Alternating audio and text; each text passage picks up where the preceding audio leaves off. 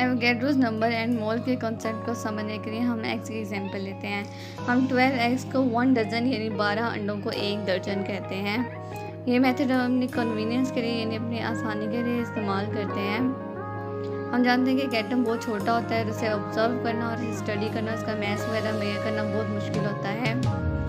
इसीलिए एक scientist Avogadro ने मोल का कंसेप्ट दिया। उसने 6.02 × 10⁻23 एटम्स को एक मोल कहा।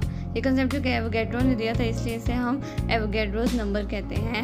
और क्योंकि एक एटम बहुत छोटा होता है, इसे ऑब्जर्व करना मुश्किल होता है, लेकिन 6.02 × 10⁻23 एटम्स को ऑब्जर्व करना आसान होता है, इसीलिए एवोगैड्रो ने ये कंसेप्ट दिया।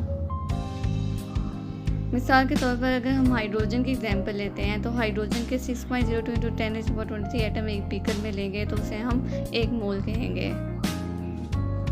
एक और इम्पॉर्टेंट चीज़ ये है कि हम जानते हैं कि दो डिफरेंट एलिमेंट्स का मैस सेम नहीं होता, इसीलिए उनके एक मोल का मैस भी सेम नहीं होगा। मिसाल के तौर पर अगर हम एग्स की एग्जांपल लेते हैं, हम 12 एग्स बड़े लें या 12 एग्स छोटे लें, दोनों ही 1 डजन यानी 1 दर्जन होंगे। यानी मैथ से कोई फ़र्क नहीं पड़ता। अगर आप ज़्यादा मैथ के एग्स लेंगे, बड़े एग्स लेंगे, वो 12 लेंगे तो वो भी 1 दर्जन होंगे, और छोटे लेंगे तो वो भी 1 दर्जन होंगे।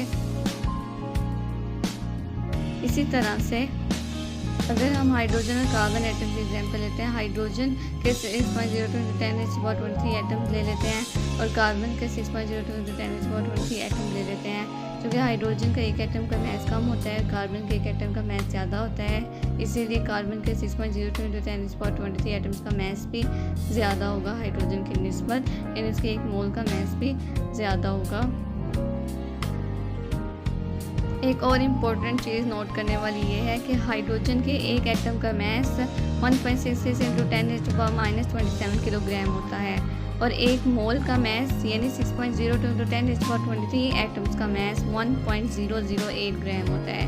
यानी हाइड्रोजन के एक एटम का मैस 1.66 × 10⁻27 किलोग्राम होता है, और 6.02 × 10⁻23 एटम्स का मैस 1.008 ग्राम होता है, जो कि हम कॉमनली स्टडी करते हैं।